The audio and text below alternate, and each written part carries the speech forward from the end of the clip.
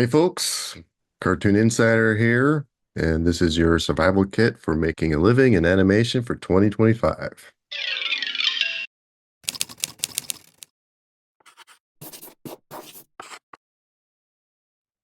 All right, let's get started. It's just you and me today. I'm not interviewing anybody. I'm just talking directly to you. For those who don't know me, I'm Vincent Hoyk. I've been working in animation for a long time. I'm almost afraid to say because it will date me as being very old. But I've been working in animation since the late 90s. My first directing gig was on The Batman season 5, and that's mostly what I've been doing since then. So I thought it would be good to speak to you directly as someone who is a veteran and has been in this industry for a long time about where we are in animation 2025. Is it a viable way to make a living? Has it completely crashed? Has it, as the Los Angeles Times so rudely declared in their article, and I think it was in 2024, about the catastrophic crash of Hollywood and how the audience has moved on? I'm not sure what they would have moved on to. My answer to that is pretty simple, sort of. It's a qualified yes if you're like myself and it's just in your blood and it's something you have to do. And that's what it was for me. It was just something I had to do. Um, my focus in the beginning on wanting to be a professional artist was more towards comic books as being a comic book illustrator, in part because I had no idea how you get into the animation industry. Like I knew with comics, you would read a comics that were done by two or three different people. There were editors you could send material into. There was even something called the Mighty Marvel Tryout Book when I was a kid. It's like, do the sample, here's where you send it. There were comic book conventions you could go to show your stuff around to editors or someone that might hopefully hire you. So that was my focus in the beginning. And then, directing, also making films. I mean, that was also of high interest. Basically, anything that involves storytelling and my artistic skills. That's what I was interested in. And so, I kind of got into animation through a side gate, through the field of comics and doing that and getting noticed and just finding that right opportunity. And that's how I got in. Um, so yeah, it's been a long career and I've seen a lot of ups and downs. I've seen the industry expand and contract again. I weathered through it all pretty successfully. In part, there's some luck involved, seizing the day when the opportunity comes your way. Mostly, though, as far as well, I'm going to talk about two things. I'm going to talk about if, you know, first of all, I've answered the question, is animation an industry that's a worthwhile way to try and make a living? And I think I've answered that for you. It's not about it being the most realistic or, giving you the best chances or making you the most money, but the answer is yes for a certain segment of you out there that are like myself, where this is sort of what you're meant to do. And that's kind of who I'm speaking to now. So if you're that person that's trying to get in, um, the things that you're going to need are dedication. You're going to need the discipline to hone your craft, work on your portfolios to get to the point where it's at that level that you can get work. And you're going to need to prioritize it at the top. It needs to be the most important thing in your life because it's not really something you can do, at least for most of us, not something you can kind of try out to do casually. It's got to be, we got to really go for it. For me, it was the way to do that was finding a kind of work that would give me a means of living and still allow me the time to work on my craft and my portfolio. And for me, that was being a security guard. Um, you know, I graveyard preferably. That's where I got most of my work done, working on my portfolio, until I got to that point where I was able to break in. And then once you're in, there are, well, I'll go ahead and I guess talk about that now. What do you do once you get in? What are those qualities that allow you to continue to get work? Um, Even in today's world of animation. I mean, I guess before I mention that, I will say animation is making a bit of a comeback than it was in 2023. I mean, it's no secret that there were a shit ton of shows being produced, in the early 2020s, all the way up until about 2023. Everybody was making a show, and that created a a lot more work. It brought up a lot much larger workforce in animation to fill the seats of all these different shows and projects. It was basically all the different studios were just vying for market. So, Paramount, Netflix, Amazon, whoever, they're all trying to get a piece of the pie by creating more content to attract more viewers. And even, I think a lot of us, even at the time, knew that this was not sustainable. This was just, they were just spending money right and left, regardless of viewership, just to try and get that share. And as was expected, it burst. It maybe burst even harder than I thought it would. It crashed pretty hard, I would say.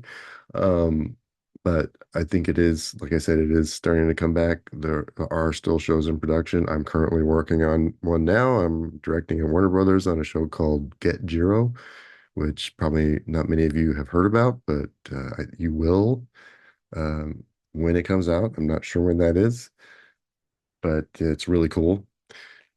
So yeah, the work is out there, and and I'd say it's not necessarily at a level that was any worse than when I first tried to get in the late 90s, which is, we're talking about a world where it's cable television and it's not endless apps, creating content. It was definitely a finite amount of uh, work that was available. And really, if you looked at that artificial balloon of the market at its height, it was when it was unsustainable, it was a ridiculously high number of shows and things that were in production. So yes, it did crash, but it was at sort of an artificial high, I guess is what I'm saying. I think I guess what uh, before I get into these what are these qualities you need once you're in to stay in and to continue to get work. Um, while I'm thinking about it, I think I should mention that uh, compared to then, I think what makes it even more challenging now, I would say, yeah, there's a few things actually, but the thing I'm trying to mention here right now is that is this much larger workforce than there was before. So with all this extra content, there was a lot more people that were trained, became professionals, got work, and now there are much fewer productions. But there are productions, there is work, but there's way too many people than there are jobs available for, and that much is definitely true. So that's for sure a challenge. I guess while we're on the topic, the other, things that are making it difficult even now as we go into 2025 are the globalization of the market, mostly due to technology. You can basically create whole entire animated productions out of your studio, out of people's homes, using servers and video calls and um, Dropbox or whatever you're using in your pipeline as a studio. That's doable. So you could have somebody in Australia directing a show here, or you can have all your pre-production being done in France or Canada. So increasingly, that is something that's for someone that, is works here in the United States, and even more so for someone like myself who's LA based. That certainly is a challenge, that can create less work. Um, and then, but there's still that's not across the board by any means. Like I said, I'm directing right now on a show, and all that pre-production is being done here. I'm directing here in LA, and in fact, there is which is kind of encouraging. On the encouraging side, is there is a movement to bring people back into the studio more. And it's sort of settled into this hybrid situation. But like at Warner Brothers, where I currently work, it's they want you in the studio 3 days a week, and any of those 2 days during the week, whichever ones you pick, you can work at home. So it's kind of a great hybrid, best of both worlds situation. Um, and then the third thing that, everyone seems to be talking about these days is AI, so I do get questions from people is like, is there even going to be an animation industry that's being done by human beings? Um, and my answer to that is yes, yes, it's going to be done by human beings. At least all the way up into the point where artificial intelligence becomes what they term as the singularity, where it truly becomes this artificial awareness um, on the level of human consciousness. And at that point, we're all in trouble because it's going to be much better at doing everything than we are. And, we've all seen The Matrix and The Terminator. So I think we'll have much bigger problems to worry about when AI gets to that level. I think, I hope we're at least a good ways away from that. Uh, but, AI even now, are the studios looking for ways to put AI into the pipeline? Yes, they definitely are actively do. I know that for a fact.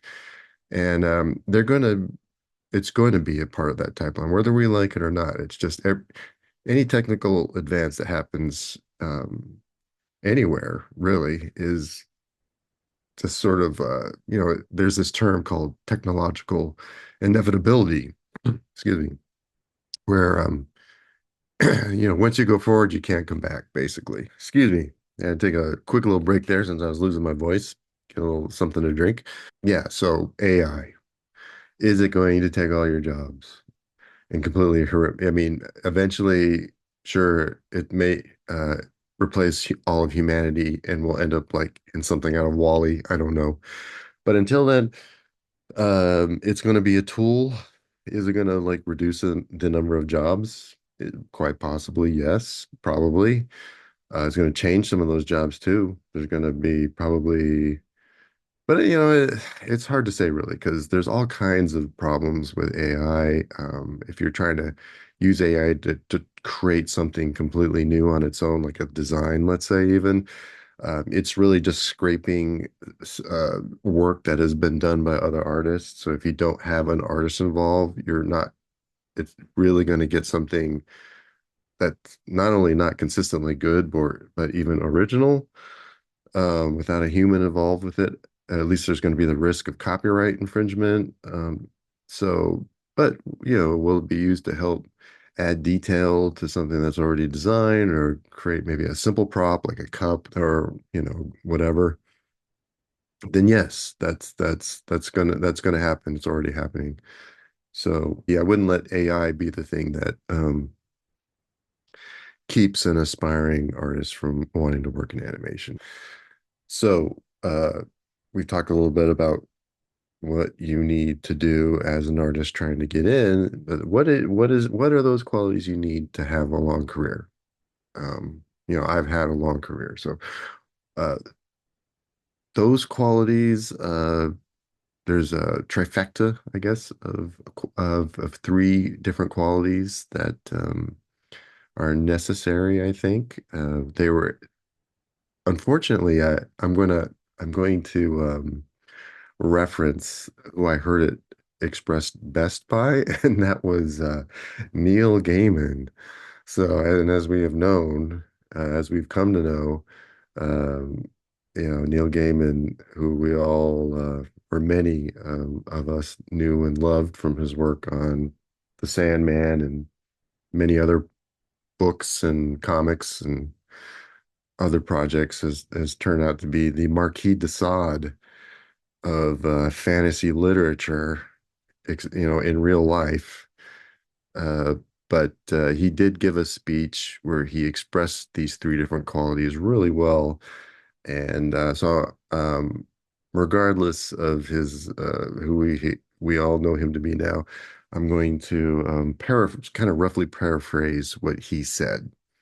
And he said the three qualities that you need for a successful career.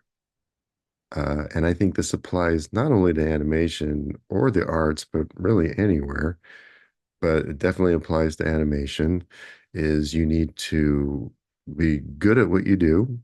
You need to do good work. You need to be someone that people want to work with, and you need to meet deadlines. And then, he kind of went on to talk about if you have two of these out of these three qualities, you probably can get by. And if you have all three qualities, then you're golden. You're going to do well. And I would say, since things are more difficult than they were, and there are a lot of people looking for fewer jobs in this industry. I would say you really need to strive to have all three of these qualities, right? I mean, there's a lot of people kind of competing for the same job. So it used to be, as far as these three qualities, you could, as far as being someone people want to work with, maybe you're not easy to work with. Maybe you're kind of an asshole, but you do really good work. Maybe you're a genius and you meet deadlines. So you've got those two qualities. Or maybe everyone likes working with you and you meet deadlines, but your work's kind of so that could get you by. But really now I think what you need is you really need to strive for all three of those things, with things being the way they are. And I think if you do that, you got a real shot.